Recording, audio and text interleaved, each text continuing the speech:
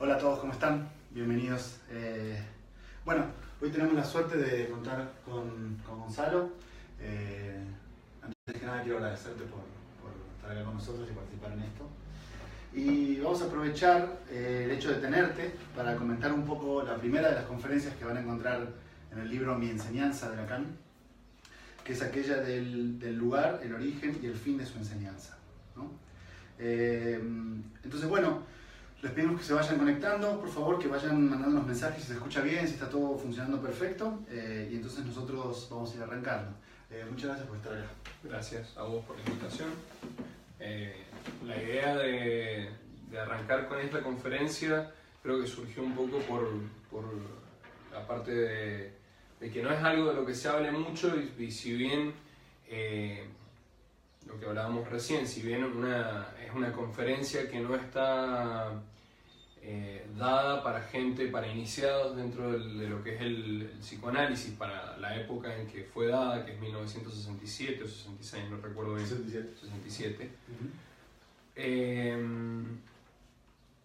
Una característica que tiene es esto de que encontramos que Lacan dice ciertas cosas que en otros momentos no especifica de qué se trata. En este caso se vuelca un poco más sobre las explicaciones y trata de ser más preciso, considerando que el público no es un público especializado. Exactamente, yo pienso que aprovechar las situaciones donde él hizo este tipo de cosas nos puede servir a nosotros para repasar conceptos que quizás a veces en el seminario se tocan de manera como muy superficial, o él simplemente las menciona suponiendo que todo el público que está ahí ya las conoce. Y en este tipo de conferencias queda claro que él está interesado porque la gente entienda quién es Lacan, cuál es el planteamiento, cuál es la idea, y como vos bien decís, explica bastante más. Sobre todo se produce algo que yo creo que tiene que ver con el espíritu de la época, de revolución con respecto al pensamiento. Porque si recordamos Lacan durante la década del 50 y 60, ya después no tanto porque creo que ya se había formado un lugar, que es lo que habla esto de que lo autoriza a enseñar. Lacan durante la década del 50 y 60 se pone muy crítico del psicoanálisis actual en ese momento, ¿no? Entonces, lo que la gente considera que es el psicoanálisis, que es el inconsciente, que es el yo, el sujeto, todo esto, no es lo que él opina. O sea, lo que se conoce como saber popular, y que inclusive muchos psicoanalistas, entre comillas, de la época consideraban, no es lo que él considera como inconsciente, como lo que es el psicoanálisis, como lo que es el trabajo del analista. Sí, igualmente yo lo que pienso de eso es que en gran medida mi sensación es que esos años de crítica a veces son tomados de forma un poco fértil, ¿no? Porque creo que plantea como críticas muy puntuales sobre conceptos muy centrales, y la sensación que me da es que después del paso de Lacan por el psicoanálisis pareciera que algunas cosas no cambiaron, y que se sigue pensando, por ejemplo, el yo de cierta forma, o se sigue pensando el inconsciente de cierta forma, y eso a veces a mí me llega a pensar que más allá de los planteamientos que pudo haber hecho sí o no después, ese momento de crítica quedó medio en la nada. Bueno, nosotros recién escuchamos una clase, te comento, la clase de Juan Dobón, en donde el tipo explica algo de la época de Lacan, en donde desde la IPA se había planteado esto de las sesiones que tenían que ser de 45 o 50 minutos, regladas de 3 veces a la semana, y los tratamientos duraban aproximadamente entre 6 meses y un año, eran así como muy intensivos.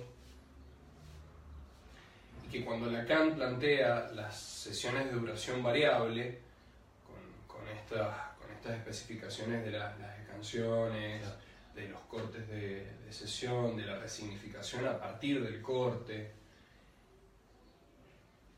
se pasa el peligro de no llamarle sesiones de duración variable, sino sesiones cortas, en donde esto mismo que pasaba con los 45 o 50 minutos se transforma en 5 minutos. Se vuelve a institucionalizar el número de minutos, por ejemplo, y se corre el peligro de generar los acting, que lo que no se dice por la palabra se termina diciendo a través del acto, así de manera como muy sucinta. Sí. digamos, a nivel más profundo, pero incluso a nivel más superficial, lo variable se deja de lado, ¿no? Porque entonces ahora los analistas que hacen agendan sesiones cada media hora, porque ya suponen que la sesión va a durar cierto tiempo. Entonces, para fines, digamos, de revolución, es exactamente lo mismo, ¿no? Digamos, todo el planteamiento de sesión variable terminó por ser entendido como una sesión más corta y la sigue arreglando el reloj. Entonces estamos en el mismo problema en el que empezamos. Esa es la sensación que a veces yo tengo, ¿entendés? Como si arranca la revolución, pero finalmente termina en el mismo punto. Que es ahora tenemos un número establecido que son 30 minutos en vez de 45, pero el problema lo seguimos teniendo igual. Llamale gran otro, llamale mercado, llamale tiempo, como vos quieras, pero siempre el sujeto termina siendo domesticado por el yo. Claro. Y este es uno de los casos. No olvidemos que los analistas no dejamos de ser sujetos del inconsciente. Claro, claro. Sí, igual me parece que lo terrible es que en nuestra propia concepción de ser nosotros muy revolucionarios, volvemos a caer exactamente en el mismo problema que teníamos antes de plantear la revolución. ¿Y hasta qué punto se puede ser tan revolucionario en masa, no? Claro. Porque es como que terminás, lo que antes era minoritario termina siendo de la mayoría. Claro. Y se transforma en statu quo. Claro, quizás la verdadera revolución hoy es tener 45 minutos de sesión, ¿no? Porque como las cosas están completamente de vuelta, pero es buena esa idea, como si no se pudiera a nivel de grupo, y que bueno, acá lo trabaja, ¿no? Sí. La cuestión del problema del bien, ¿te acordás? Dice, bueno, todos los psicoanalistas saben, en particular el individual, que no deben querer el bien de sus pacientes. Pero ya cuando están en grupo, cuando son una masa, ya empiezan a pensar que vienen a hacer el bien. Claro. Que es muy bueno que haya psicoanalistas, que haya psicoanálisis, ¿no? En sí, el bien termina siendo, o querer el bien termina siendo, en realidad en el fondo es el mal. Claro. Lo que se presenta como mal es tapado por esta idea de que podemos hacer el bien. Como es el refrán, todo el camino al infierno está tapizado de buenas intenciones. Exactamente.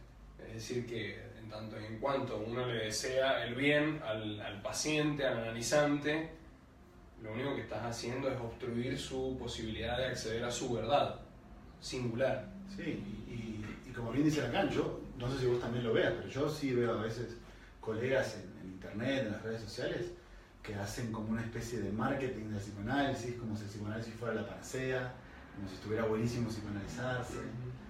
Y es un poco lo que noto acá, como si nosotros en lo particular supiéramos que no tenemos que querer el bien, pero ya como grupo pensáramos que el psicoanálisis es muy bueno, y es bueno analizarse, y está bueno hacer las cosas en ese sentido, y a veces siento que hay gente que lo va, como que va evangelizando, como si el psicoanálisis fuera lo mejor que le puede pasar a alguien, ¿no? Bueno, podemos salir por la tarde a tocar el timbre y preguntar...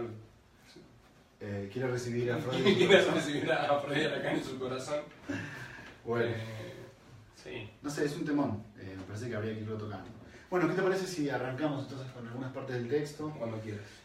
Les contamos a todos los que nos están viendo que en realidad no planeamos una exposición estructurada, ni mucho menos. Básicamente nuestra idea era sentarnos a discutir algunas ideas sobre el psicoanálisis. El caos. Y pusimos la enseñanza para que no fuera completamente caótico, pero bueno, no tenemos ni por dónde empezar, ni así que... Podemos empezar un poco por lo que él plantea como la cuestión del lugar. Dale. Lacan, para esta fecha, cuando habla de lugar, empieza hablando de la cuestión topológica, pero después un poco como que dice, bueno, pero no es eso a lo que nos vamos a abocar, sino que vamos a hablar del lugar dentro de la estructura. Dentro de la estructura, el lugar que a mí me queda, dice Lacan, es el de alguien que puede venir a decir algo. Entonces, vuelve en el tiempo a 1953, que había toda una... refrescame la memoria porque esto yo lo tengo de haberlo leído en algún momento, pero había toda una diatriba entre Sajanag y no sé si Lagash del otro lado. Es que yo lo dividiría como el problema en dos. Por un lado, Sajanag representando a todos los psicoanalistas que suponían que parte central de la formación del analista tendría que ser la neurobiología. Claro. Y del otro lado, un grupo conformado por Lagash, Dolto, por ejemplo, Lacan, Planche y Pontali. Claro, todos de este lado. Él iba para todos lados juntos, ¿no? No sé, no sé, por ejemplo... Es como la plancha y Pontalís, es como el Berkheimer, Kohler y Kafka de los Atlánticos. Ahora que lo decís, en el seminario 20, por ejemplo, que ellos están trabajando en el diccionario, del cual habla acá. No, perdón, es el seminario 7, sí, del cual habla acá. Él medio que le cede un poco la palabra a Pontalí, como bueno, a ver, hablen un poco de lo que han estado trabajando, no sé si siempre iban en grupito. Pero lo que sí es cierto es que de esa división se genera también una división política a nivel institucional.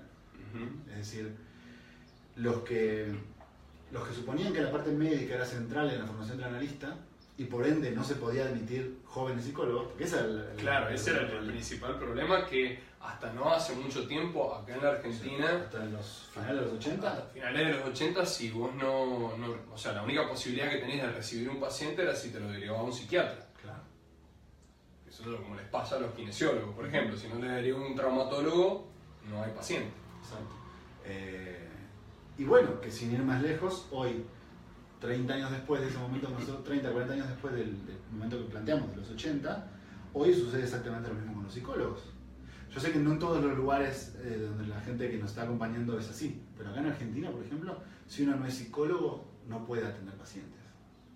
Bueno, entonces, que eso hubo toda una discusión que llegaron a ponerse del mismo lado gente tan enemistada como, qué sé yo, Mileri, Colette Soler o Elizabeth Rudinesco. Eso íbamos todos juntos. Es como vamos todos para aquel lado, que la idea es que seamos analistas, no necesariamente que venga alguien a autorizarnos desde afuera, sino que cada uno se autorice, pero también desde la voluntad personal de seguir unas ciertas reglas. Sin duda, sin duda. Pero el problema incluso es hasta más concreto, porque calcula que yo, por ejemplo, descubro el psicoanálisis en una edad medianamente avanzada, digamos, yo tengo 32 años, yo estudié una carrera de licenciatura que no fue psicología, filosofía, por ejemplo, o cualquier otra, y entonces me quiero dedicar a la práctica. Empiezo a leer psicoanálisis, me hago parte de un grupo, trabajamos, pensamos, lo que sea, y decido empezar a atender. Acá es ilegal. Miller, cada vez que Miller viene a la Argentina, que es muy frecuente, porque hay una gran cantidad de público argentino que lo sigue, cada vez que él viene y atiende, lo hace legalmente. Porque él es filósofo. ¿No? Claro. Entonces, bueno, en ese sentido, los textos de Lacan nunca dejan de ser actuales, ¿no? Se me ocurre como una buena trampa para meterlo en cana y que deje un poco de publicar. Es una buena idea. Miller queda... El nivel de publicación de Miller es realmente sorprendente. Realmente sorprendente. Y no sé si lo sabías, pero él vende mucho más en castellano en Buenos Aires y en Argentina que en francés. Que en francés en París, ¿no? Sí. Seguramente eso. De hecho, andar a cualquier conferencia o cualquier actividad de los grupos de colegas, y en la mesa, que siempre ponen una mesa fuera con los libros, hay 5 libros de Miller y casi nunca hay libros de Lacan, ¿no? Se supone que ya los hemos leído todos. Se supone. Es el problema evolutivo, ¿no? Como si, bueno, primero Freud, después Lacan, después Miller. Y en realidad lo que nos damos cuenta es que ni uno es una lectura del anterior, ni necesariamente pasamos por el primero para llegar al tercero. No, y por eso tenemos los problemas que tenemos. Como bueno, sí, también puedes hacer una gran división entre aquellos que se consideran freudianos, lacanianos y millerianos, que muchas veces el milleriano no lo acepta, sino que directamente dices lacaniano. Exacto. Como Lacan decía, yo soy freudiano. Incluso a veces hasta dicen que son freudianos, ¿no? Porque ser freudiano y ser lacaniano es como si fuera más o menos... Es un tema raro, realmente complicado. Pero bueno, volviendo a la pregunta que me hacías, digamos, ese es el lugar. Ahí creo que se abre, cuando ellos quedan, esto es algo que Lacan dice en varias conferencias, ¿no? Cuando ellos quedan medio como en la nada, a la deriva, pareciera, dice Lacan, que alguien le pide como, bueno, a ver, usted enseñe, ¿no? Y un poco lo que él plantea es que casi sin quererlo, casi él sin quererlo. Claro, lo pone del lado de la suerte. Sí. Lo pone, yo supongo, como del lado del azar. Sí. Como que hay ciertas, ¿cómo se podría decir? Ciertas cuestiones que surgen del azar, que lo empujan a él a un lugar, obviamente donde él se ve convocado, y que dice que quizás él no hubiera hecho esto, pero lo hizo porque fue como de alguna manera empujado por la sed de conocimiento, de saber. Esa idea me encanta. Digamos, que es muy distinta a la idea de Freud, por ejemplo. Freud, en su planteamiento, es él luchando contra un montón de gente que no quiere aceptar sus descubrimientos. Y Lacan, en un espíritu completamente contrario, lo que dice es, bueno, yo lo hice porque me lo pidieron, en realidad. Yo, si hubiera sido por mí, ni siquiera lo hacía. Capaz que hubiera seguido la tradición familiar de hacer vinagre, por ejemplo. Sí, o dedicarse a las cuestiones católicas. Un hermano. Pero bueno, entonces creo que ahí se abre el lugar, en medio de este lío, ¿no? En medio de esta situación política. Después de esto, él hace una referencia a lo que te decía recién, a que todo el mundo parece saber qué es el psicoanálisis, salvo los psicoanalistas.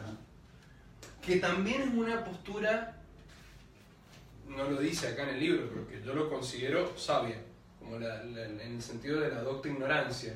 Es decir, no hay por qué afirmar necesariamente, porque en un momento dice, la función del analista no es algo evidente. No es evidente. Entonces la idea con respecto a esto del lugar es también plantear un poco de qué se trata al ser psicoanalista, pero que tampoco es una profesión, si se quiere, tan limitada. Si bien está reglada con reglas, con leyes, no necesariamente tiene cotas, límites, sino que puede ser ejercido en pos de seguir esas leyes, sí, pero para donde uno considere como analista que debe hacerlo, en tanto ética, ¿no? Es que la idea me parece genial, porque es como establecer un límite y al mismo tiempo no establecerlo. O sea, establecer un límite claro y al mismo tiempo dejarlo difuso. Y creo que eso es algo propio de nuestra disciplina. Esto te lo pregunto para ver qué opinas, porque nunca me terminó de quedar claro. ¿Es una idea maquiavélica? Maquiavélica en el sentido de Maquiavelo, del príncipe. Esto del el fin justifica los medios, la ética lacaniana. ¿Qué pensás vos? ¿La planteada por él? Sí. En Seminario 7, digamos. Claro, Seminario 7, pero ¿qué es lo que estás pensando realmente? ¿Qué es lo que querrías? El fin justifica los medios. Si el fin es, qué sé yo, ¿qué sería un fin del psicoanálisis? Un fin de análisis. En una época el atravesamiento del fantasma, claro, la identificación al síntoma, o la identificación al síntoma previa identificación del síntoma. Incluso a veces pienso que en ciertas obras de Lacan también una disminución del sufrimiento. Como terapéutica, como claro, por añadidura, digamos. También pienso que en ciertas obras de Lacan la felicidad. Lacan tiene una frase donde él dice, nosotros no tenemos ningún problema en prometer la felicidad, ¿no? Entonces quizás, bueno, esas habría que ir viendo, ¿no? Esas podrían ser fines. Pero y claro, en los medios. Sí, la sensación que a veces da es que los medios prácticamente todo vale. Son ilimitados. En Lacan, a veces la sensación que da es que todo vale. Sobre todo cuando uno lee los testimonios de los pacientes que se analizaban con él y las cosas que Lacan hacía. Bueno, el libro este de Lush es notable para ese tipo de cosas. Hay veces en donde... A ver, yo me acuerdo de haber leído una vez una nota acerca de cómo en su última etapa, ya estando medio afásico, ya siendo una persona bastante grande, un anciano, al ser Lacan se producía un delirio de interpretación. Está bien, siempre hay delirio de interpretación, porque a fin de cuentas la interpretación tiene esta estructura del lado del analizante como paranoico. Claro. Es decir, hasta... Que el psicoanálisis es una disciplina un poco paranoica y por ende genera paranoia, como todo significa algo. ¿Qué habrá querido decirme el analista cuando me dijo eso? Bueno, hay una paciente de él que en una sesión estaba hablando y titubeaba y qué sé yo, y Lacan la toma del pelo y le dice, no sé, no me acuerdo exactamente, estaría bueno que me acordara porque quizás ahí en el significante está el delirio de interpretación. Es posible. Le tira de las mechas y le dice, lo tenés que decir, y le corta la sesión, o no sé, o se va, se pide. Y después los amigos conocidos de esta analizante, que me imagino que debe haber sido una persona del ámbito, debe haber sido una psicoanalista, decían no, porque en la referencia de los pelos había una referencia al lugar de nacimiento de la mujer. Entonces ya se producía una cosa como muy puesta, no tanto del lado del analizante, sino del lado del analista. Bueno, no sé por qué terminamos hablando del tema, pero creo que tiene que ver con esto de los fines y los medios. Sí, es que creo que son preguntas que hay que hacerse, ¿no? Porque a mí, lo que me encanta de esta pregunta es que a mí no me satisface el porque Lacan lo hacía, ¿no? Como si el argumento de que Lacan era Lacan... Es como una falacia domina. Claro, Exactamente. Que genera dos cosas. Permitirle a Lacan cualquier cosa. Y segundo, y sobre todo más importante, no permitirnos a nosotros algunas cosas. Porque pegarle a una paciente, lanzarle macetas a una paciente, ¿no? Decirle a un paciente que venga 7 veces por día a la sesión. O sea, 7 sesiones en el día, quiero decir, ¿no? Nosotros nos decimos, no, bueno, eso no. ¿Por qué? Pero si Lacan lo hacía, bueno, pero era Lacan, ¿no? Entonces creo que genera un problema grave en cuál va a ser la ética de nuestro tratamiento. O sea, yo a veces creo que la clínica de Lacan solo era de Lacan, que es un poco lo que vos decías al inicio. Hay que ver, quizás la ética no es de grupo, ¿entendés? La ética no es de discurso, quizás. Tiene que ver mucho con el sujeto que se analiza y con el estilo. Y con el estilo de ese analista, ¿no? Entonces quizás el estilo es como un perfume. Es como algo que está y no está. Claro. Que no tenemos otra cosa más que la subjetividad para trabajar, pero a la vez siempre tiende a ser una subjetividad tendiente a la objetividad. Exacto, de un lugar que la objetividad es un cero. Claro. Es una imposibilidad de ser ahí. Como si fuera el límite. Y nosotros siempre, matemáticamente, siempre nos acercamos al límite. Claro. Pero el problema que genera es doble, como vos decís, porque por un lado, ¿qué significaría estilo? Si al final se trata de un lugar que uno debe ocupar o no ocupar en cierto momento. No se trata, el analista no es nadie. Pero al mismo tiempo, nosotros somos analistas. Entonces entras como en un problema, en una disyuntiva de dónde empieza el límite de la función como tal, carente de cualquier subjetividad, y dónde empieza el límite de lo que es propio, de lo que yo haría y lo que vos harías, o lo que vos harías y lo que yo no haría, por ejemplo, ¿no? Pienso que es un problemón, pero son problemones que hay que pensarlos, digamos. Hacer como que no están ahí no es una buena idea. No, para nada. Respondiendo rápidamente a tu pregunta, mi sensación es que sí, en Lacan, la clínica de Lacan es una clínica donde el fin justifica los medios. Aunque ese medio sea acariciar, golpear, insultar, gritar, invitar a cenar, acompañar a los funerales, ¿no? Qué loco, qué loco con el mejor de los sentidos. Sí. Porque te pone a trabajar de manera permanente. Exactamente. No hay una posibilidad por ahí de decir, bueno, eso es otra cosa, por ejemplo, la cuestión de la atención flotante. Claro. ¿Desde dónde se escucha? ¿Cómo se escucha? Para mí siempre ha sido un concepto muy difícil de captar eso. Es que yo pienso que esas preguntas son las preguntas que nos tenemos que hacer. Porque si pasamos por arriba de ellas como diciendo, no, bueno, la atención flotante, sí, claro, y seguimos, lo que queda es un hueco de, bueno, ¿y qué es esa atención flotante? ¿Freud podía hacer eso? Freud describe claramente sus cartas a Fliss como él a veces se quedaba dormido con los pacientes, ¿no? Entonces, pienso que son cuestiones completamente actuales, completamente vivas, y son problemas que si nosotros no atacamos, igualmente los demás lo ven. O sea, los colegas de otras disciplinas lo ven y nos lo van a señalar, aunque nosotros hagamos que no, como que no están, ¿no? Lo terrible de la mirada del otro. Claro. ¿Y qué nos queda frente a eso? O dialogar con ellos, o hacer lo que hemos hecho durante todo el siglo XX, que es aislarnos. Solo nos juntamos nosotros, solo charlamos nosotros, ustedes no entienden nada porque no se han analizado, ¿no? Bueno, eso también está al principio, sí. Esto que dice de no... Es terrible ese momento.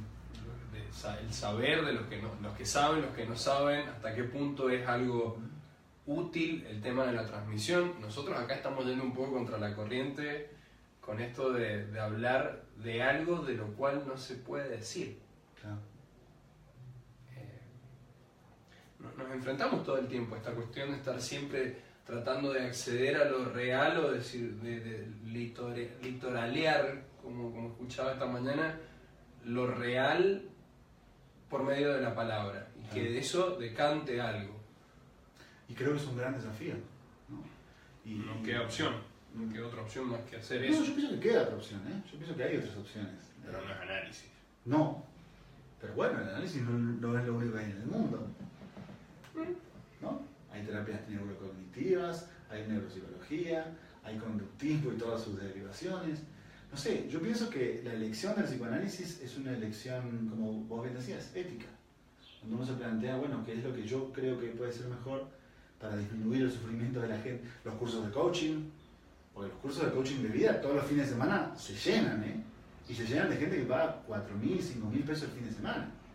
Entonces, que hay sufrimiento, hay sufrimiento. Eso es evidente. Eso es evidente. Lo que nos queda por preguntarnos es cómo vamos a nosotros operar con ese sufrimiento. Y si podemos hacer algo por eso o no. Creo que ahí respondemos un poco la cuestión del lugar. ¿Desde dónde podemos hacer algo de eso? ¿Desde dónde en la estructura? Algo interesante que yo remarqué es esto que dice Lacan con respecto al inconsciente. Que dice, lo inconsciente no es una característica negativa. No es algo que esté en falta, Claro. sino que tiene que ver... Ayer, por ejemplo, escuchaba en una clase una forma bastante interesante de verlo, esto de que lo inconsciente no tiene 3 dimensiones. No es un receptáculo. Claro. Como mucha gente desde el saber común concibe esto de entender al inconsciente en 3 dimensiones, como si fuera un baúl del cual surgen recuerdos. cosas que se escapan. Claro, cosas que primero se lanzan ahí y se guardan ahí y después vuelven de ahí, ¿no? Claro. Sino que tiene 2 dimensiones, en un plano. Claro. Yo esto siempre lo entendí como que el inconsciente no es el tablero y los dados, sino que es el manual de instrucciones del juego. Es decir, la posibilidad de entender al inconsciente como lo entiende Lacan, porque desde mi punto de vista y desde el punto de vista de maestros, digamos, a los que lo he escuchado y me parece que aportan algo desde ese lugar, es que hay un inconsciente freudiano. Claro. Bueno, Lacan mismo lo dice en el seminario 11, el inconsciente freudiano Y el nuestro. Claro. Haciendo una clara diferenciación. Y ya que estamos así con las cuestiones, lo que ayer escuchaba era el inconsciente de Jung, que el inconsciente junguiano sí es un inconsciente de 3 dimensiones, porque dentro del inconsciente colectivo, por ejemplo, te puedes encontrar los arquetipos. Claro, y están dentro de eso. Entonces, claro, se puede estar dentro, tiene 3 dimensiones. Claro. Porque si las 2 dimensiones nunca te permiten adentro y afuera. En cambio, la tercera dimensión sí. Entonces, empezar a plantear esta posibilidad, que el inconsciente es una ley. O mejor dicho, que tiene leyes y que esas leyes tienen una lógica, que más adelante vamos a ver que habla de una lógica débil, Sí. en contraposición con una lógica fuerte, pero que por ser débil no significa que sea menos interesante. Claro, es un problema lógico ahí. Ujú. Porque lo que él dice es, a ver, no todas las lógicas, hay lógicas que son más débiles que otras, pero ser más débil no significa ser peor o ser menos buena, ¿no? Tiene que ver con la forma en que la lógica opera. Entonces yo pienso que sí. Ahora, si aceptamos eso que vos estás diciendo, lo que pienso que se genera es un inconsciente que no tiene sustancialidad, digamos. O sea, que solo aparece y desaparece en operaciones de lectura del material de las sesiones. Es decir, si no es un baúl de los recuerdos, o sea, si no es una instancia donde cosas se guardan y cosas se sacan, si es puro plano bidimensional, el inconsciente surge cuando vos articulás para el paciente un significante con otro. Y decís, ay, ¿no será que esto tiene que ver? Ah, nunca lo había pensado. Para mí ahí aflora el inconsciente en ese sentido. Entonces. Bueno, solamente inconsciente donde hay un analista que lo escuche. Claro. Pero esa es una postura también diferente de la de Freud, ¿no? Volviendo a tu idea, porque yo me acuerdo que Freud decía que en realidad inconsciente, transferencia, todo el mundo tiene. Solo que el analista lo percibe, lo lee, le importa eso. Me gusta más tu postura, en la cual en realidad, si solo surge de una operación de lectura, si no hay quien lo lea, no existe. Bueno, justo todavía hablamos de eso, que hay, estábamos viendo en una clase el grafo de Klein, en donde... Ah, la botella. Ajá, sí. No la botella, sino el grafo de Klein, que es como el esquema lambda. De hecho es como una modificación del esquema lambda, en donde de un lado tenés el no pienso y del otro lado tenés el no soy. En el no pienso está el soy. Y el contrario en el otro lado. Yo soy tal cosa. Que es un poco el pasaje que se realiza dentro de un análisis. Uno empieza un poco por el no pienso. No pienso en términos de inconsciente. el no pienso está del lado del ello y el no soy está del lado del inconsciente. ¿Qué quiere decir? Ahí donde yo soy, no pienso. Ahí donde yo soy ansioso, ahí donde yo soy el que tiene el ataque de pánico, ahí donde yo soy todo eso. Yo me acuerdo que en una supervisión nos contaba una profesora, Norma Fernández, de allá de San Juan, Sí. que tenía un paciente que siempre le decía, es que yo soy así. Claro, La intervención de ella es, y así le va. claro.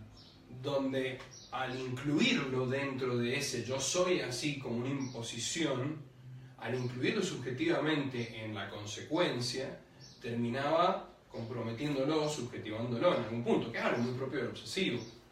Es el yo soy así y esto no va a cambiar, así, claro. no pienso pensarme ahí. Claro. Sí, y yo a eso le agregaría otro comentario, que es el problema de lo esencial. O sea, yo soy así implicaría que hay cosas que son así y que por esencia no van a cambiar. Y no van a cambiar, claro, y si nosotros creemos en el psicoanálisis, creemos que hay cosas que pueden cambiar. Sí, sí, ¿no? ¿Para qué estamos haciendo todo esto? ¿No?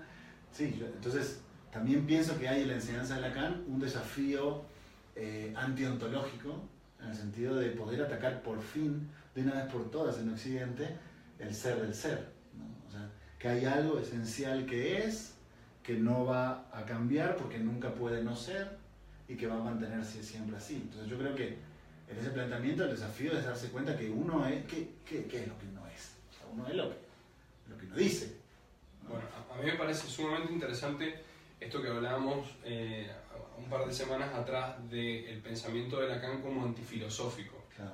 Yo le agregaría antifilosófico occidental. Sin duda.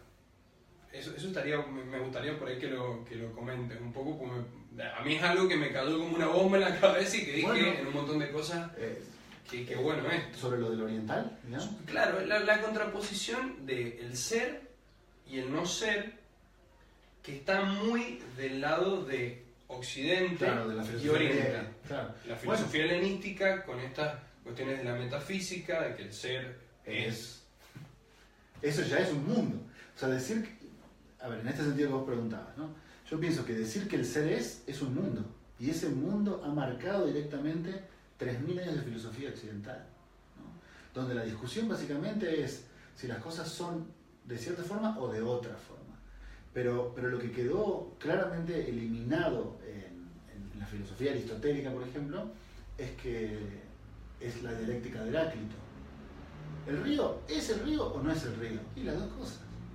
O sea, es el mismo río en el sentido que se llama río Paraná, pero no es el mismo río porque obviamente el agua no es la misma, ¿no? Entonces, claro, es el Paraná y no es el Paraná. Para mí eso es inadmisible en el pensamiento occidental, ¿no? Y creo que por eso Lacan se orienta tanto hacia el pensamiento oriental. Bueno, por suerte vivimos en Occidente y vamos a tener pacientes hasta que pasemos para el otro lado, porque también es algo muy propio del pensamiento del mercado. Claro. Uno pero hay que ver qué resultado de qué. Es a partir de lo que tiene, entonces se produce un matrimonio bastante macabro entre esto de uno es, como que dice Eduardo Galeano, uno es de las cosas. Claro. Las cosas te poseen, te terminan teniendo ellas a vos. Sí, porque te dan ser. Sin ellas, yo no qué soy. Si yo soy lo que tengo, cuando ya no tengo lo que tengo, entonces ¿qué soy? No soy. ¿No? Pero el problema no es tanto esa cuestión, sino que podríamos aceptar quizás ser y no ser. Ese creo que es el desafío. O sea, el sujeto en sí Bueno, no un fin de análisis apunta a eso, a una cuestión de prácticamente identificación femenina. Claro. Con esto del no soy. Soy pero no soy. Estoy pero no estoy. Lo que está acá no es lo que es. Y de hecho detrás de eso no hay nada. Claro. Que es lo que está en el núcleo del pensamiento lacaniano, en esto de que a fin de cuentas en el núcleo, no hay nada. ¿Qué es la idea de sujeto? ¿Qué es el problema del significante? Que no hay uno. El problema del uno en Lacan es que el único uno que hay es el uno del lenguaje. Y el uno del lenguaje siempre son dos. Porque un significante en cuanto tal no significa nada. No es nada. Necesita necesariamente del otro. Para y si ya saber. Si ya tenés dos, ¿qué es uno? Uno es dos. Por eso digo Heráclito, ¿entendés? Porque Porque quizás lo que habría que admitir es, por lo menos para leer Lacan. Había un Parménides ahí atrás que quizás la tenía un poquito más clara en ese sentido. No sé si la tenía más clara, lo que digo es que le ganó. Un poquito más que Heráclito, a eso me refiero. No, no creo que la tuviera más clara, creo que le ganó la apuesta. ¿No? ¿Viste? O sea, vos decís A, yo digo B, y por muchas situaciones políticas, filosóficas, un discurso ganó sobre el otro. Y creo que la dialéctica heraclitiana le fue relegada a Oriente, y Oriente sí la aceptó. Entonces, no debe ser casualidad que Lacan piense todo el tiempo en el pensamiento zen, en el budismo, en la letra china. Es algo que está desde el seminario 1. ¿Sí? Toda la enseñanza. Es algo que está desde el seminario 1, esto de cómo entra el maestro entra dando una patada. Y me parece que hay una apuesta medio oriental ahí. No, yo creo que hay mucha influencia desde la idea de vacío. Claro, desde la idea de vacío. Ese es el punto. Ese es un punto fundamental, la idea de vacío, de falta, de generación de ¿Cómo se piensa el todo sujeto sin eso? Por ejemplo, yo no entiendo cómo algunos colegas pueden pensar el sujeto en la enseñanza de Lacan sin pensar este problema. Porque el sujeto eso no es. Y las dos cosas. El inconsciente eso no es. Eso es lo que hay que bancarse. Exactamente. Eso como analizante es lo que hay que terminar. Pero también como analista hay que aceptarlo en la teoría. Porque si vos no lo puedes aceptar en tu propia teoría, nunca va a influir eso en tu clínica. Y nunca vas a poder plantear eso. Entonces le vas a decir al paciente, no, a ver, ¿usted es esto o es lo otro? Decídase. Quizás si no hacemos la apertura teórica de decir, bueno, quizás en torno a la noción de sujeto hay que poder aceptar que el sujeto es y no es, que el inconsciente, como vos decías, es y no es, ahí tenemos una clínica que se expande, me parece. ¿No? Yo no sé cómo venimos con el tema de la transmisión, si se escucha bien, si se Calculo ve que bien. sí, veo que la gente se está sumando, les pedimos por favor que Si se entiende nos algo. escriban, sí, algunas Eso sería quizá lo preguntas, más importante. sus preguntas, comentarios. Yo me voy a conectar en este momento para ver. Bien. Quiero ver, a ver. Daniel Camps está viendo, María Esther Fracchi está bien, Agustín Briceño bien.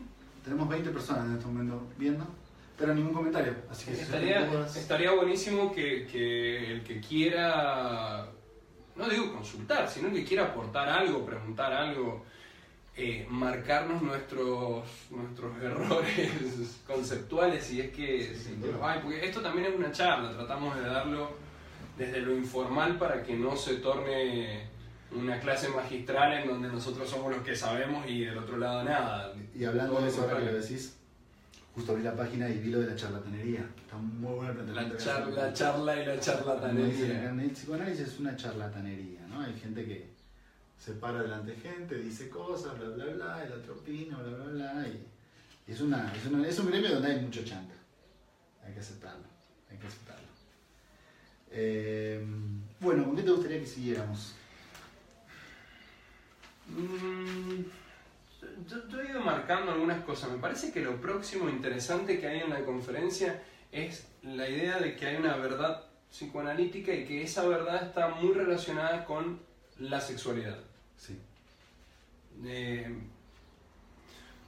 Lacan se esfuerza en la conferencia de hacer una diferenciación entre la sexualidad de la época victoriana de Freud. Que vos sabés que hay un dato que es muy interesante y es que a partir de 1920 aproximadamente las interpretaciones dejaron de tener efecto. Dejaron de tener efecto de verdad. ¿Por qué? Y porque cuando ya fue de alguna forma tragada por el discurso popular, la verdad psicoanalítica tomada en el sentido de la sexualidad casi como genitalidad, orientada por ese lado. Las interpretaciones clásicas, digamos. Las interpretaciones clásicas perdieron efecto porque no era lo mismo que un Freud en donde en una etapa de mucho recato, de mucha privación con respecto a lo genital, que un Freud le dijera a un paciente, bueno, pero acá el complejo de Edipo, que es su madre, que es su padre, qué sé yo, y la gente quedaba como totalmente descolocada, cuando el público en general termina absorbiendo este conocimiento y ya no produce el mismo efecto. Sí, estoy de acuerdo. Ni de sorpresa, ni de verdad. Y las interpretaciones tienen que empezar a cambiar. Entonces, a mí siempre me pareció muy pedante y muy cierta la referencia que hace Lacan a que Freud se murió con Freud. Claro. No vivió en sus seguidores. Y que él fue alguien que fue a desenterrar a Freud para decir, a ver muchachos, hay que volver a leer al pie de la letra, hay que volver a darle pelota a la cuestión de la palabra, porque no nos olvidemos que hasta 1907, 1908, interpretación de los sueños, psicopatología de la vida cotidiana, el chiste y su relación con el inconsciente, Freud hablaba del lenguaje. Y después, bueno, nos fuimos por la rama, empezamos a hablar de lo biológico. Pero para mí hay un problema, que es Freud. Cuando tenés autores tan vastos, puedes elegir prácticamente lo que quieras. Entonces, por ejemplo... ¿Vos decís que podría haber habido un otro Lacan que se agarrara de más allá del principio del placer? Yo pienso que los kleinianos, por ejemplo, pienso que los kleinianos se agarraron de más allá del principio del placer. Entonces hicieron toda una teoría en torno a que habría cierta pulsión que es mortífera, y entonces por ende la clave es la mezcla entre los dos. Yo pienso que los anafreudianos se basaron en la idea de, bueno, si Freud hizo la psicología del ello, entonces ahora tenemos que hacer la psicología del yo, de la segunda tópica. O sea, a mí no me parece ni más ni menos freudiano. Me parece que de Freud uno puede ir agarrando, y creo que lo que le interesa a Lacan es este punto. Captar esto del lenguaje. Lo que sí es cierto es que nadie lo había captado. Eso es verdad, ¿no? O sea, hay como una lectura novedosa en el sentido de decir, miren, Freud antes de 1906 era un Freud muy distinto del de más allá del principio del placer. Y es verdad. Porque viene esto que vos decías al inicio, de una relación puramente entre palabras. Un inconsciente que no tiene ninguna sustancialidad, no tiene ninguna consistencia tridimensional. Es solamente algo que surge cuando en un sueño se relaciona una palabra con otra, ¿no? Entonces, yo pienso que ahí lo que hay es una apuesta ética sobre una lectura de un autor, ¿no? Y a veces mi sensación, no sé qué piensas de esto vos, pero mi sensación es que nuestra apuesta sobre Lacan es lo mismo. O sea, así como hay autores que apuestan sobre el concepto de goce y les gusta leerlo de cierta forma, Néstor Bramstein, por ejemplo, ¿no? Lo que nosotros podemos hacer sobre Lacan es una apuesta de lectura, de decir, bueno, miren, esta parte creemos que no está muy trabajada, estaría bueno trabajarla un poco. Por lo menos así yo pienso el retorno a Freud. No me desagrada para nada la idea de lo que decíamos recién del psicoanálisis como un sistema paranoico. Claro. De desconfianza. De desconfianza. ¿Sí? No necesariamente de desconfianza, sino de simplemente curiosidad en aquellos conceptos. Sí, que se siga generando y que no sea una máquina cerrada de interpretación donde todo se puede interpretar, todo tiene un significado, sino que apunte al otro, a una salida de ese rulo infernal en donde siempre vamos a estar interpretando y se salga. Yo pienso que cambie algo. Eso que vos decís es exactamente el espíritu de la enseñanza de Lacan, me parece. Pero ¿cuál es el problema de eso? Que esa idea, que a mí me encanta, a mí me encanta, pero esa idea no genera escuela, no genera enseñanza, no genera doctrina, ¿entendés? Porque lo que hay es todo el tiempo puro disparar para distintos lugares. AMP, palo para vos. Sí, o todas las demás también. Porque al fin y al cabo... Es un pensamiento antidoctrinario. Que sigue estando en esta cuestión del ser y el no ser. Exacto. Ser un pensamiento de doctrina. Ese es el punto. Porque si es un pensamiento doctrinario, es. En cambio, si vos lo que propones es siempre articularlo con algo diferente, siempre es y no es. Bueno, por eso se propuso siempre la cuestión de las disoluciones. Y lo que te decía recién de la AMP ha durado muchísimos más años que lo que ha durado cualquier escuela de Lacan. ¿Es verdad? ¿Es verdad? La pregunta es si eso es bueno o es malo. ¿No? Porque... ¿Puedo hacer una pregunta políticamente incorrecta? Es malo en el sentido de... tocamos el timbre y preguntamos ¿quiere a Lacan en su corazón? Es que eso solo puede ser eso. Porque si no es lo otro que vos dijiste, una propuesta siempre abierta de buscar algo distinto, si no es eso, siempre es lo otro. Porque entonces acá está el planteamiento de lo que Lacan dice, yo te lo voy a contar. ¿Entendés? Ahora, el problema es que hay que bancarse, entonces... El terror a la disgregación. Claro, hay que bancarse siempre a la disolución. O sea, juntarnos, charlar ahora y después decir, bueno, chao, listo. Vos te vas, yo me voy y cada uno hace lo suyo. Y después si nos volvemos a encontrar, volvemos a charlar, volvemos a pensar. Pero que los cárteles se desarmen, el pase como forma de formación del analista. escuelas que se arman y se desarman. Si no lo hacemos así, pienso que caemos en la doctrina. Pero hay que bancarse de disolver todo el tiempo. O sea, armar un cártel, trabajar un año y listo. Y después se armará otro cártel. Para mí, tiene que ver, y en esto es muy importante el análisis personal, con que uno, si bien puede generar producción, decir cosas del orden de lo esencial, del orden de lo esencial, no porque no puedan prestarse a la crítica y al debate, sino precisamente por eso, de que son cosas nuevas. Lacan en un momento plantea eso, de que solamente lo nuevo es verdadero. Claro, esa idea es genial. Sí, es algo que ya hemos dicho, que ya... Yo creo que no tendría ningún sentido esta charla si en algún punto nosotros no estuviéramos en desacuerdo. Exactamente. Porque ahí opera la dialéctica de la alteridad. Pero eso no opera en las escuelas. Porque en la escuela hay un discurso, sí, y todos seguimos el discurso. Un discurso amo. Termina siendo un discurso amo. Es que no queda otra opción. Eso es algo lindo para pensarlo dentro mismo de las instituciones lacanianas. Los discursos. Claro. Pero es que... ¿Cómo es que la enseñanza se puede articular desde un discurso del analista en vez de que sea un discurso amo o que sea un discurso universitario? Qué bueno que dices eso, porque eso es imposible. O sea, lo que no entienden los colegas es que eso es imposible. La enseñanza siempre es enseñanza del discurso universitario. Siempre. Hay una transmisión de decirte, página 31, Lacan dice... Ahora, yo pienso que una forma de poner en práctica el discurso analítico es decir, bueno, esto está todo mal y no nos vemos nunca más, listo. Corte de enseñanza. Exacto. Como corte de sesión. Porque si no, ¿qué te queda? El tipo que aprende, y que aprende, y que aprende, y el otro que enseña, que enseña, que enseña. Que entra como en una cuestión de tipo juego de la boca, en donde vas cumpliendo ciertas premisas, llegas a ciertos lugares y tenés el queso del ratón al final del laberinto. Exactamente. Y ahora que ya estás ahí, ya estás autorizado para hacer lo que tu maestro hizo un día. Entonces, bueno, ahora vos enseñar a los que vienen. Es como, muchachos, quédense tranquilos que siempre tienen que estar nerviosos con respecto a lo que saben porque nunca saben. Exactamente. Y no existe otra posibilidad que seguir aprendiendo, seguir agarrándose del discurso amo, pero también para revelarse. Exactamente, es la única opción. Pero eso que vos decís, que lo decís tan rápidamente y medio con la mano en la cintura, es un mundo. Porque implicaría entonces renunciar a estas fantasías que nosotros nos creamos en torno a que hay alguien que sabe más, que ese alguien nos va a enseñar, que la canta cosa, que la canta la otra. Y es un mundo realmente, enfrentarte contra una estructura que dice exactamente lo contrario. Que dice, no, vos tenés que ser miembro de la escuela, analista de la escuela, bla, bla, de la escuela. Que ya te pongan un nombre, te da una cierta esencia que no sé qué tan... Para mí tiene la misma función de toda esencia, que es el ser de semblante. O sea, darte la sensación de que uno es tal cosa. Yo soy psicoanalista. ¿Qué mierda significa esa frase? ¿Qué te puede levantar más mina? ¿Qué es eso con él? No sé. Nada más. Que le interesa esa parte, por ejemplo. Claro, pero nada más. Porque... O que tenés un cierto encumbramiento social. Bueno, por eso, pero eso es todo de semblante. O que estás autorizado a ganar la guita que ganás.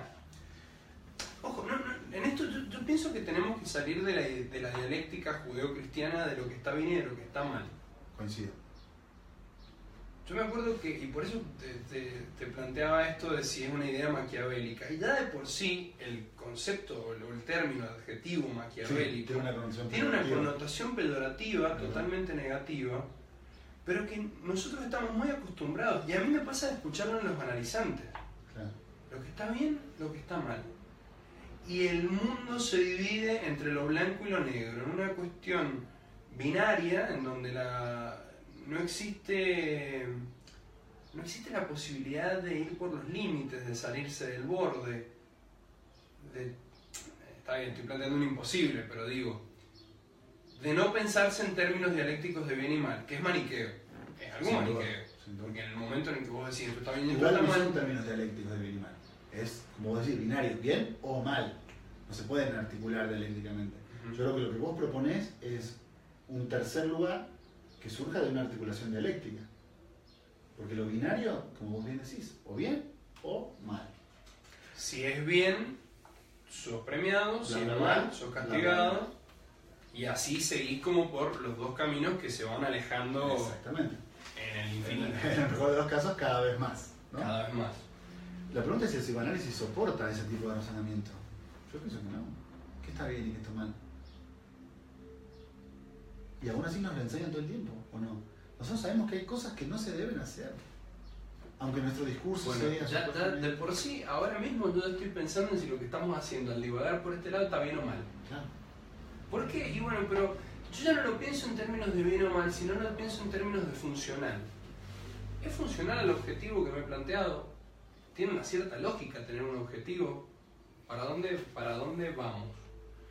Ahí ya mi superdoy como que me acota y me dice, volver al texto. Claro. Volver a lo que... Para mí, lo interesante de esto que estás planteando es que al fin y al cabo puede ser planteado también en la clínica, ¿no? Quizás lo que hacemos o dejamos de hacer, pensarlo en términos de lo funcional. Pero bueno, eso te hace caer en territorios donde hay que tener mucho valor. Porque vos quizás sabés que funcional es que vos acompañes a esa paciente, que sabés que va a ir a un café enfrente con el novio a cortarlo, y que te dice, por favor, ¿me puedes acompañar hasta la esquina? Porque no me animo. Y vos ya no pensás en términos de bien y mal, pensás en términos de funcional. Entonces quizás te tengas que bancar levantarte de ese sillón y acompañarla. Entonces para mí ahí me encanta la idea, solamente que se abre un territorio donde hay que tener quizás el coraje que hay que tener para ser psicoanalista, ¿no?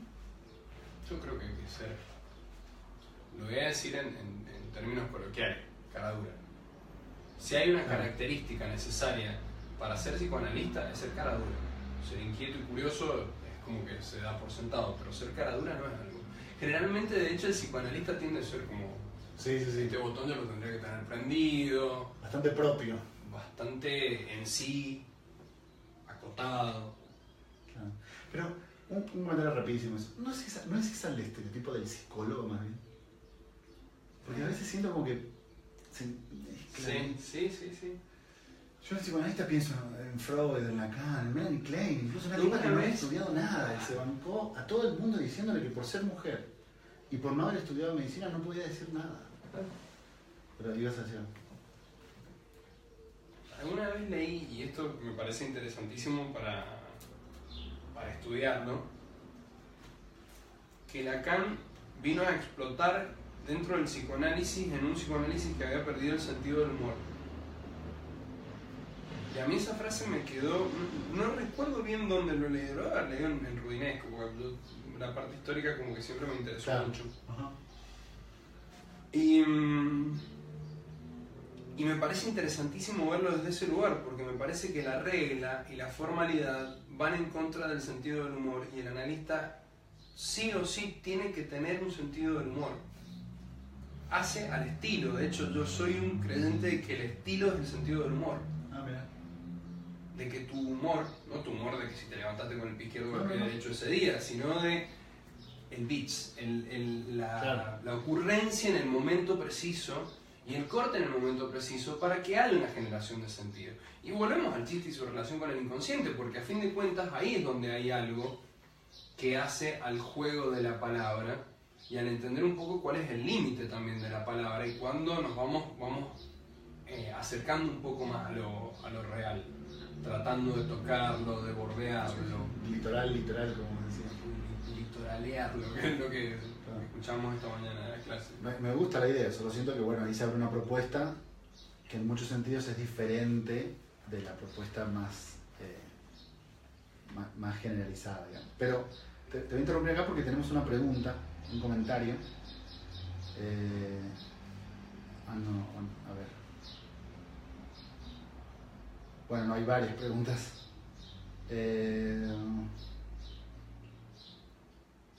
Bien. Mientras las preguntas no sean... ¿Pueden poner un poco más fuerte el volumen porque no se escucha nada? No, nos dicen que se escucha perfecto. Bueno, vamos a leer algunas. Por suerte, muchas gracias a todos, son varias. Entonces, bueno, vamos a ir leyendo algunas y tratamos de, no sé si dar la respuesta, pero opinar. Por ejemplo, Daniel Aragón dice, se escucha 10 puntos. Me gustó mucho esta idea que plantearon del inconsciente que surge, digamos, de una operación de escritura inherente a la situación analítica. La idea que maneja actualmente es que el inconsciente es ahí donde el paciente no logra reconocerse en su propio discurso. Desconocimiento que se puede dar por diferentes razones, acontecimientos traumáticos, duelos o a través de un señalamiento analítico.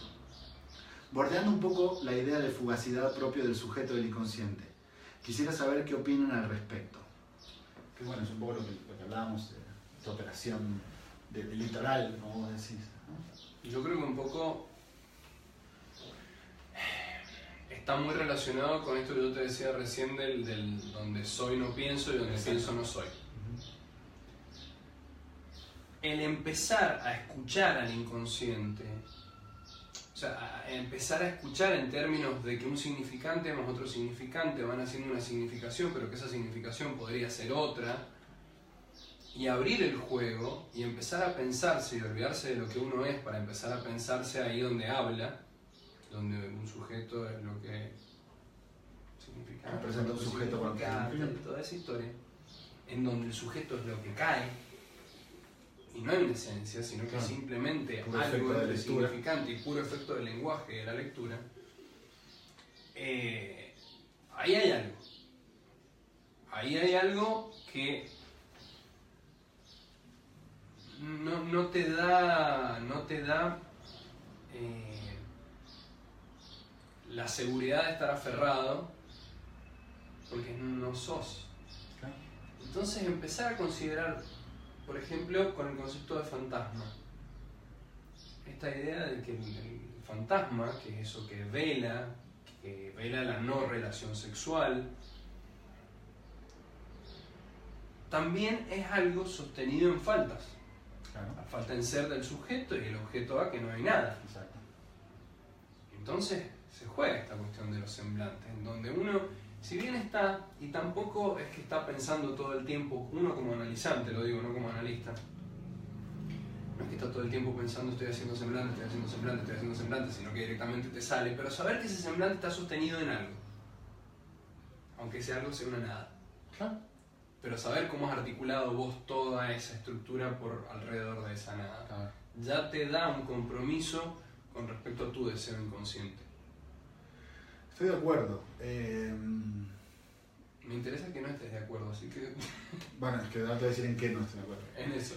Estoy de acuerdo en este planteamiento. Pienso que ante eso hay un problema central, que es el problema de la esencia.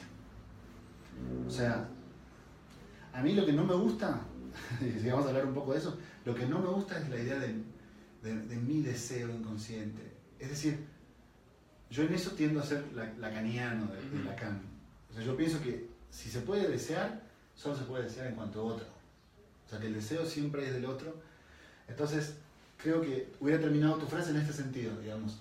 Si es una pura articulación de significantes que carecen de sí, por sí mismos de esencia, lo que generan es un efecto de sentido que da la sensación de que es el deseo. ¿No?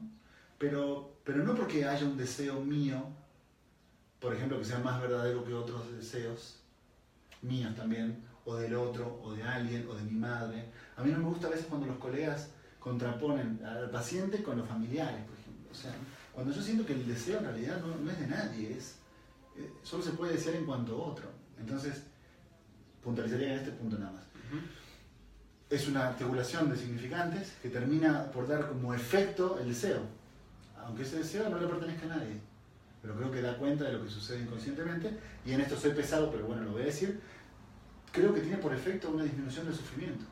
O sea, yo creo que la gente sufre menos cuando eso queda articulado y evidente, ¿entendés? Cuando se lo decís, pero entonces, si esto y esto, y el otro día usted me contó que tal y tal, y su madre había dicho tal y tal, entonces tal. No lo había pensado. Y yo veo que eso disminuye el sufrimiento. Y ese punto para mí es importante. Decime. No, es que creo que va en la línea de la lógica. Va en la línea de la lógica de lo que venimos hablando. A fin de cuentas, digamos que nosotros también estamos hablando muy desde el lugar de un fin de análisis, y antes de eso pasan muchas otras cosas. A nosotros como analistas nos pasan muchas cosas, escuchando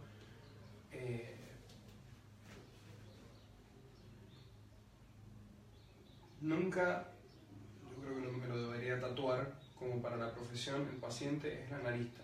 Nunca hay que olvidarse de eso, me refiero, no que nunca es así, sino que uno como analista tiene que horadar la piedra, o tiene que, mejor dicho, sentarse a escuchar y escuchar y escuchar e intervenir en el momento que uno considere preciso, que no necesariamente es el momento preciso, pero que es una apuesta, orientado siempre hacia eso que vos hablas. Y que el deseo, bueno, tendrá una articulación. La persona que entra por un lado, el sujeto, o sea, el hombre o mujer que entra en un análisis y sale por el otro lado como un sujeto un poco más responsable de su deseo, ha sufrido un cambio. Nosotros somos creyentes de eso. Sino claro, porque la verdadera pregunta no es eso, porque de eso todos somos creyentes, como decir. La verdadera pregunta es cuál es el cambio. ¿Entendés? O sea, el cambio es el efecto. Para mí el cambio es el efecto del que vos estabas hablando recién. Perfecto, entonces estamos de acuerdo. Porque creo que lo que no nos ponemos de acuerdo nosotros como psicoanalistas en general, nosotros y los colegas tampoco, es que ¿para qué sirve el psicoanálisis? ¿Entendés? ¿Cuál es el efecto que tiene el psicoanálisis en la gente que viene a consultarlo? Hay algo que para mí es muy importante en algún punto discutirlo, y es esta cuestión de como hablábamos recién, de los discursos, que hay que considerar que el efecto del psicoanálisis es útil en tanto y en cuanto es subversivo, en tanto y en cuanto es no funcional al mercado en el sentido, llámalo capitalismo, llámalo modo de pensamiento masivo, llámalo como quieras. Okay. Toma las distopías de Orwell, de Bradbury, de Huxley y eso. A eso me refiero, subversivo en ese sentido. Pero ¿por qué es nuevo? Porque si te llega un paciente de recontra izquierda, súper en contra del mercado liberal... Pero es que también es un discurso opresor eso. Por eso. A mí me pasaba, por ejemplo, un amigo estuvo de vacaciones hasta el fin de semana pasado en Cuba. Sí. Llegó el sábado, nos juntamos el domingo a la noche a comer algo. Es un discurso totalitario. Sin duda. A mí me hacía acordar, por ejemplo, esto que decía Orwell en Rebelión en la Granja. Para los que han leído la novela, Orwell hace una suerte de fábula de lo que es la revolución rusa, pero en realidad de cualquier revolución. De cualquier revolución, no, de cualquier estado totalitario.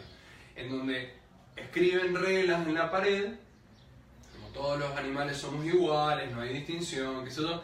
Pero después se levantan a veces y ven que hay cambios en las leyes que hay en la pared escrita.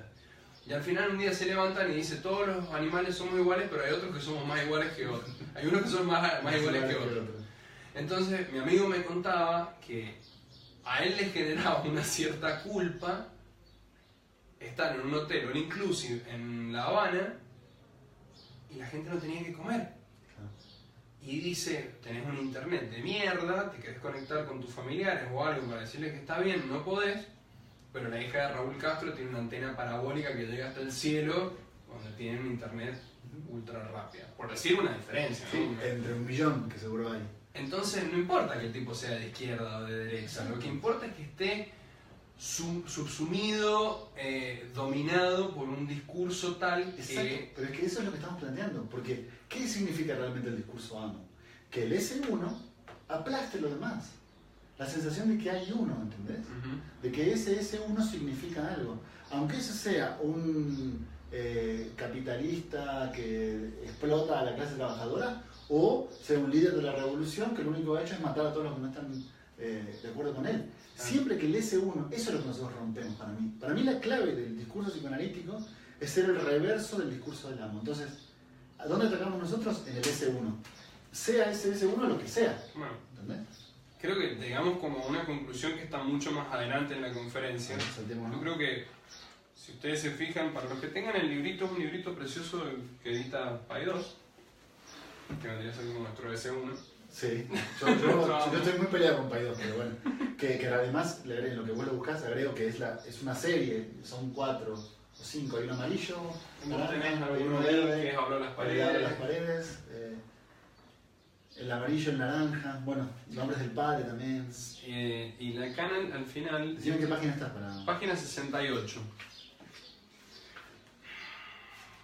por ahí estaría bueno que lo lea como para ir al pie de la letra. Dice, figúrense que no tenemos ninguna razón para limitar ese famoso D minúscula de A mayúscula, ese deseo del gran otro, deseo del otro, al campo de la práctica psicoanalítica.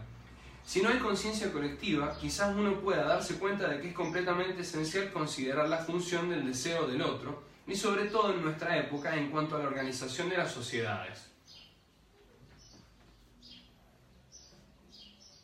Es algo muy raro, porque siempre el psicoanálisis va a ir en contra de la corriente, eso es lo importante, pero necesitamos que la corriente vaya en contra nuestra para poder pensarnos en términos de subversión. Por eso cuando ganamos nos va tan mal. Los que fracasan cuando son exitosos. Nuestro lugar siempre es peleando contra alguien. Cuando nuestro discurso triunfa, realmente ahí estamos en el horno. ¿Y ahora qué hacemos? Es que ese es el problema que yo siento que tenemos actualmente.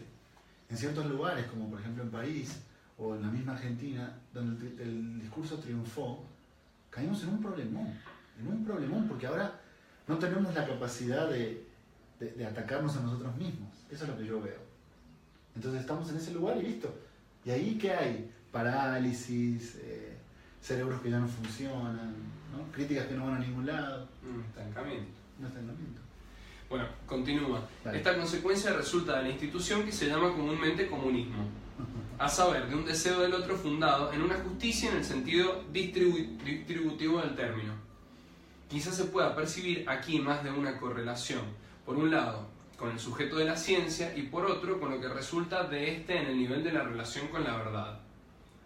¿No sería curioso finalmente intentar ver la correlación que hay entre cierta instauración del deseo del otro en la cumbre de un régimen y el hecho de que es requisito indispensable sostener con tesón durante un tiempo considerable un número cada vez más extendido de puras y simples mentiras?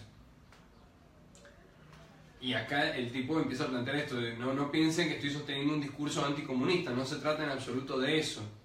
Voy a plantearles además otro enigma. Por otro lado, creen que allí, donde el deseo del otro se funda en lo que se llama la libertad, es decir, la injusticia, las cosas andan mejor. En este país donde puede decirse todo, incluso la verdad, el resultado es que se diga lo que se diga, esto no tiene en ningún caso ningún tipo de consecuencia. Eso es lo que es genial. Vuelvo para atrás al principio de lo que hablamos de la sexualidad. La sexualidad es sexualidad porque agujerea la verdad. Claro. Te corrijo ahí. La sexualidad fue lo que fue porque en algún momento agujereó la verdad. Quizás hoy le podríamos llamar de otra forma, Exacto. pero está bueno decir que es la sexualidad. Sí. Igualmente. Nos mantenemos freudianos en ese sentido. Sí, pero no porque sea la sexualidad en términos de hay un punto de genitalidad, como te decía recién, sino porque, es algo lo que viene a agujerear la realidad. Vamos, sí, la realidad. Pero, no, pero por acá Lacan dice que ya la sexualidad no agujerea nada. ¿Te viste cuando dice hay chicos en el parque, hay chicos en... Sigue agujereando. Te voy a leer una parte, que ahora a mí me interesa, página 31. Que creo que explica precisamente lo que vos estás diciendo. Página 31 al final. Dice... Sabisexual. Su vida sexual, sabisexual, es algo que había que escribir con una ortografía particular.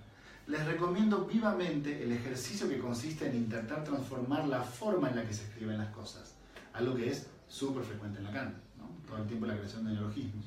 Y después se escribe sabisexual, sabisexual. Es aquí donde estamos. Entonces para mí ese juego es el que vos estás buscando de cierta forma, porque lo que él dice es lo que era la aprieta. Claro, la clave de lo sexual no era el hecho sexual, sino que era eso que aprieta, eso que ajusta, eso que es la piedra en el zapato. Y yo pienso que ahí es donde nosotros apuntamos siempre, ¿entendés? O sea, la vida sexual no es esto, sino lo que eso ajusta. Exactamente, lo que ajusta, eso incomoda. lo que aprieta. Entonces yo creo que en cierto momento de nuestro discurso pusimos el dedo sobre lo sexual, pero creo que en realidad lo que ponemos el dedo sobre todo aquello que agujeree la verdad. ¿Para qué? Para revelar que la verdad... Ese es quizás el fin que justifica nuestros medios. Algo de eso hay. Sí, estoy de acuerdo. En tanto en cuanto nosotros vayamos poniendo como un dedo que señala o como simplemente algo que te arrincona como analizante, poniéndote de frente a eso que agujerea tu verdad, Claro. es que estamos haciendo un trabajo de analista y no de otra cosa. Estoy completamente de acuerdo. Sí. La pregunta es, o bueno, lo que queda flotando es, bueno, el cómo, hay muchas formas de hacerlo, ¿no?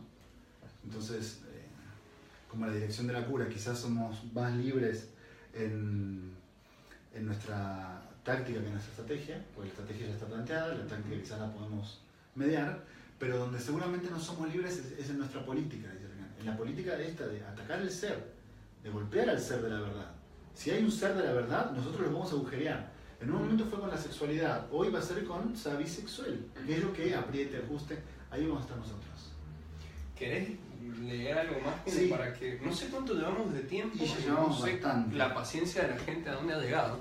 Llevamos bastante, hay varios comentarios. Entonces te propongo que los vayamos leyendo y lo vamos comentando. A ver, Elizabeth Adriana Sánchez escribe: si el electrón puede estar en más de un espacio a la misma vez, si cumplimos varios roles según el espacio donde interactuamos y nos comportamos según el rol que representamos y sentir que estamos vivos, es porque sabemos que vamos a morir. Entonces somos y no somos sin los otros. Estamos y no estamos. Somos uno y a la vez el grupo. Claro. Esta chica debe tener una camiseta con la cara de Heisenberg. es algo muy propio también de la física cuántica. Claro. Pero es que son todos los espacios donde la CAN se forma, yo creo. Física cuántica, pensamiento oriental, lingüística postestructural, y todo eso carece siempre de esencia. Entonces este postulado se hace el poderoso. Después, bueno, me encantó la analogía. Sí, me encantó la analogía, me pareció como esta pregunta, muy válida. Esta pregunta es difícil, así que te la planteo a vos. Pregunta Mosta Sandoval: ¿lingüística y o matemática? O sea, ¿lingüística y matemática o lingüística o matemática? ¿Hay que elegir? ¿A quién querés más? ¿A tu mamá o a tu papá? Gran forma de responder. Lo que seguro... No creo que se pueda una sin la otra. Claro. Por lo menos en lo que acontece a lo que es el pensamiento en términos de psicoanálisis. Claro. La matemática tiene una... como que no me sale la palabra en este momento, pero va siempre hacia el no sujeto, Claro. hacia el ideal de ciencia. Esta cuestión de tratar de, como hizo Lacan con respecto al álgebra, tratar de meter la menor cantidad de imaginario y que sean solo letritas, que lo dicen las primeras páginas de la conferencia. Vamos por el lado del álgebra, porque esto es quizás lo que mejor nos permita dejar una enseñanza sin sujeto. Claro. Pero aún así, nosotros no nos podemos olvidar que somos sujetos y que como analistas vamos a ser siempre más artesanos que científicos, porque vamos a hacer uso de nuestra herramienta, que es el estilo, lo que estábamos hablando recién. Está bien, pero yo sí pienso que tener las coordenadas claras ayuda mucho. Totalmente. Entonces, si pudiéramos transmitir una enseñanza que no dependía de enseñar, no estoy hablando del tratamiento clínico, sino una enseñanza que no dependa del estilo, que carezca de transferencia, porque la enseñanza, ¿entendés? Quizás podemos armar una disciplina donde con una fórmula yo te puedo explicar lo que nosotros hacemos. Carente de todo, como vos decís, carente de todo contenido empírico. Simplemente las letritas. ¿Qué es lo que habla al final? Lo importante es la lógica y no necesariamente lo fáctico o lo empírico, que tiene su importancia, obviamente, pero que no necesariamente es a lo que le tenemos que dar pelota. Ahora que dices eso, un comentario. El otro día estaba hablando con un amigo que es epistemólogo, filósofo de la ciencia, y lo que él me contaba es, en cuanto a la verificabilidad, él decía, obviamente que la contrastación empírica es un punto que se analiza para ver si una teoría es más verdadera que otra. Pero es un punto más. O sea, por ejemplo, para que una teoría científica sea mejor que otra teoría científica, hay varios puntos que tenés que analizar. Su coherencia lógica, la forma en que está articulada. Y uno de esos puntos es la constatación empírica. Pero esa constatación empírica no es más importante que los otros puntos, ¿entendés? No es más importante que la carencia lógica. Entonces, te arma un puntito arriba si la tenés o no la tenés. Pero eso no es lo importante. Entonces me parece que en este sentido se parece a algo acá, ¿no? Porque obviamente que es importante, o sea, a ver, si nosotros hacemos una teoría, aunque la formalicemos, y no sirve para curar a nadie, no, es una basura. O sea, Es masturbación mental. claro, pero vos te acordás que en una época nos hicieron, gente que no sabía nada de ciencia, nos decía que el psicoanálisis no era ciencia, porque no tenía contestación empírica. Y... Ojo, en eso yo no estoy de acuerdo. A ver, el psicoanálisis no es ciencia. Yo digo el psicoanálisis no es ciencia y me enorgullezco de que el psicoanálisis no sea ciencia. ¿Por qué? Porque la idea de ciencia y de método científico al estilo de Mario Bunge, bueno, pero es un estilo que pero está en todo su derecho de decirlo, porque él se para en ese discurso y dice, ustedes no son ciencia. Bien, me parece perfecto. No es mi interés hacer ciencia. Si quisiera hacer ciencia sería físico, matemático. Soy psicoanalista. Psicoanálisis entonces, ¿qué función cumple? Y la de la escucha desde un cierto lugar que supone un otro, que después ese otro tiene que ser descartado, porque a fin de cuentas el analista es un residuo dentro del análisis de un analizante, pero que a lo largo de un cierto tiempo ha sido alguien que ha, ¿cómo sería la palabra?, catalizado un discurso, que ha escuchado desde otro lugar y que le ha permitido al que hablaba escucharse y pensarse para salir del otro lado modificado, como decíamos recién. ¿No somos ciencia? ¿Vos opinás que sí? Tendrás tus razones. Yo tengo mi opinión. Por favor. Me parece que no es tan importante decir si somos ciencia o no lo somos, como plantearnos siempre en contrapunto con la ciencia. O sea, lo que yo pienso de la apuesta de Lacan, estrictamente, ¿no? De la de Freud pienso otras cosas. Lacan siempre apuntó, Freud siempre apuntó al ideal de ser una ciencia. Pero el modelo científico de Freud es un modelo naturalista. O sea, creía que... biológico. Claro. Bueno, Freud, yo soy la idea que Freud con las neurociencias hubiera estado chocho. Es que para mí las neurociencias son el punto culmine del proyecto de Freud. O sea, Freud hubiera estado feliz de ver nuestra actualidad.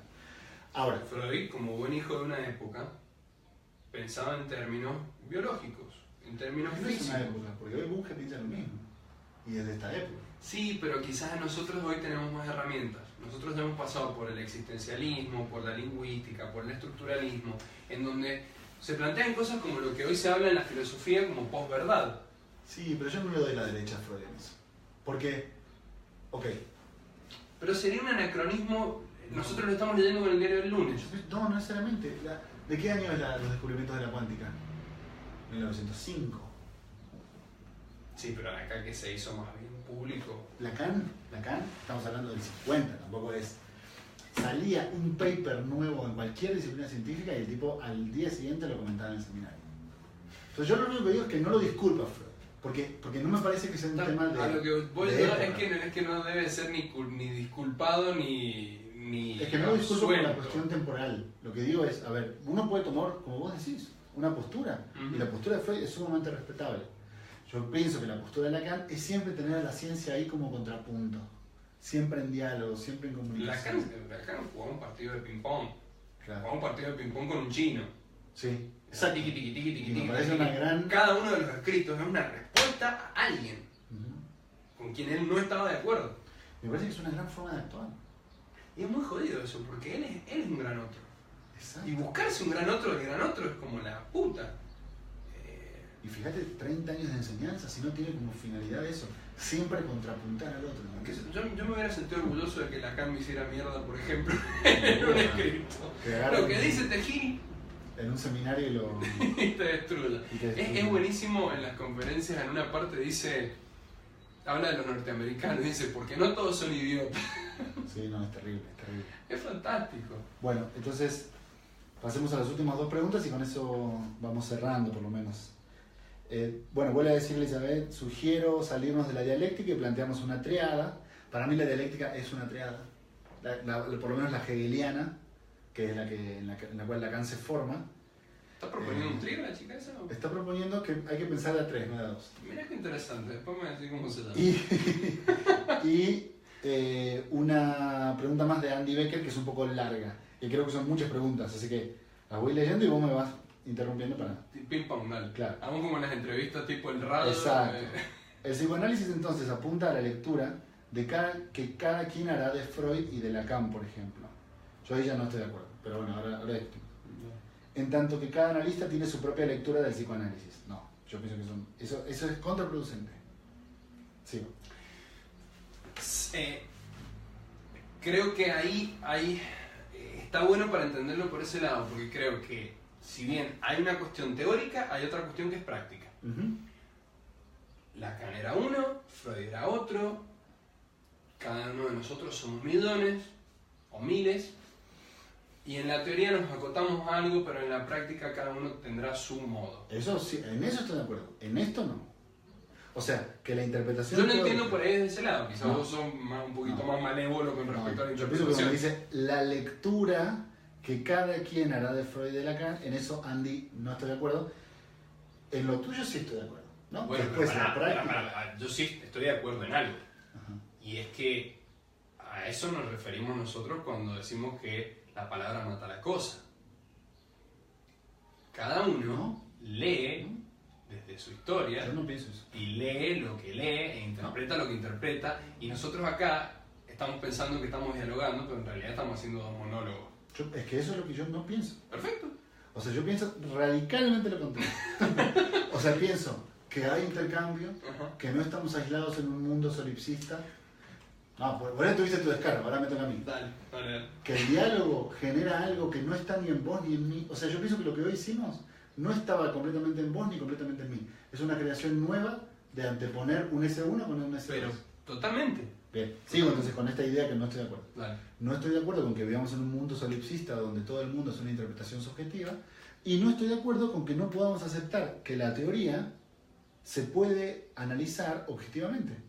O sea, nosotros podemos agarrar el texto y decir, a ver, ¿qué dice Lacan acá? Y vos no me podés argumentar, no, bueno, para mí dice tal cosa. No. Porque es llevar al extremo la noción hermenéutica.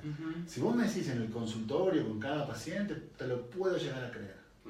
Pero teóricamente yo pienso que podemos llegar a un consenso. Entre todos decir, por ejemplo, acá lo que Lacan dice está. Tu turno. Vamos a llegar al consenso, pero el consenso va a ser una tercera pata. Estoy completamente de acuerdo.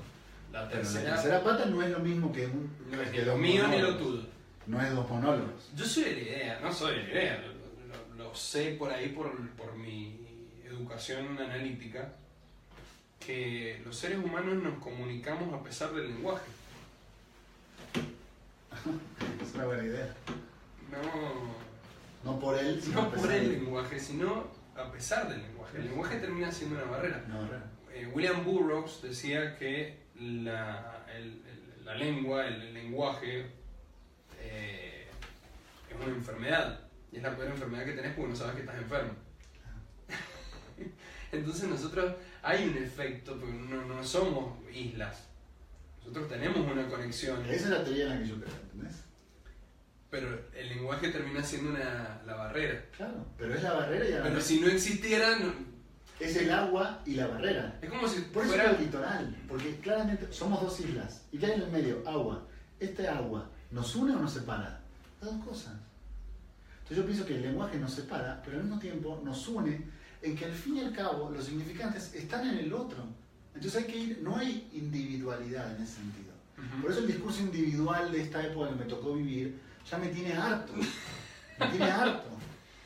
Vos sabés que creo que está bueno el disenso en ese caso. Para mí es cada vez más masivo. Para mí el pensamiento es cada vez más masivo. Yo pienso lo contrario. Yo pienso que cada vez más individual. Lo dejamos quizás Sí, para sí, otro, sí, para otro momento. De hecho, ni siquiera le contestamos a Andy. O sea, ese era el planteamiento de la cuestión.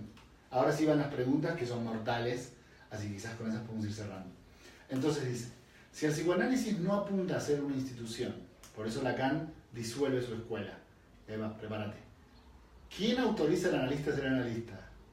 ¿Quién dice que El está... analista mismo. Y claro, ¿quién dice que está bien y que está mal, que debe ser y que no ser? ¿Y qué sucede con estas prácticas institucionalizadas como el acompañamiento terapéutico? Tenemos esas tres, a ver qué hacemos con ellas. Empezamos por la primera. ¿Quién autoriza? Yo en eso soy lacaniano, el analista se autoriza a sí mismo. Yo en eso estoy de acuerdo. agregándole la lógica de pase, de que uno tiene que contarle a los colegas de la misma categoría, no a los viejos, sino a los colegas que están en la misma época. El testimonio. Claro, yo quiero ser analista por esto, ¿no? O sea, para mí es importante presentarme ante vos como mi colega del mismo nivel y explicarte lo que pienso. Yo voy a decir algo con respecto a esto de las instituciones, hablando desde la política. La democracia es una mierda, pero es la mejor mierda que tenemos. Okay. Si viviéramos en un mundo ideal, el objetivo sería la anarquía. Okay. Pero porque las reglas no estarían afuera ni adentro, sino que la única regla sería la responsabilidad de los actos. Okay. En ese sentido, yo creo que las instituciones analíticas no deberían existir, pero no es posible, es como la democracia, las instituciones analíticas son una mierda, pero es la mejor mierda que tenemos para continuar con este pensamiento, si no, no habría transmisión. Yo sería contador, vos serías médico, el otro sería otra cosa y no habría psicoanálisis. Entiendo. Que al final de la conferencia habla un poco de esto, Lacan, de que es una moda, pero que tiene en cuenta al sujeto y desde ese punto es que tiene una cierta importancia. Entonces, cada analista, está buenísimo lo que decís del tema del pase, pero cada analista se autoriza a sí mismo porque se sostienen estas tres patas del estudio, la supervisión y el análisis personal. A mí ese es mi credo. Yo en eso no estoy de acuerdo. Pero bueno, son posturas. Es algo que a mí me da una cierta seguridad, es decir, mantengo un ritmo de estudio, me mantengo en contacto con colegas, Eso sí estoy de acuerdo. hablo de ciertos temas, los trato de entender, trato de ver de qué se trata. Casos que necesito supervisar, los superviso. Me encanta la supervisión en términos de análisis. No de supervisar con tu analista, sino que el analista que te supervise no te diga esto es lo otro, sino que vos te ponga en juego en tu fantasma, que te ponga a trabajar ahí. A fin de cuentas es eso. Y el análisis personal. Yo en eso disiento, pero estoy completamente de acuerdo en la función del otro.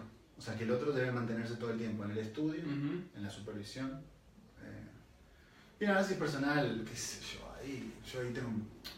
Para la supervisión y el análisis personal van como medio trenzados. Sí, pero no sé, para mí no hay ninguna función pedagógica en el análisis. Entonces, ¿por qué ser analista? ¿Por qué ser paciente me haría ser analista? Eso nunca lo entendí.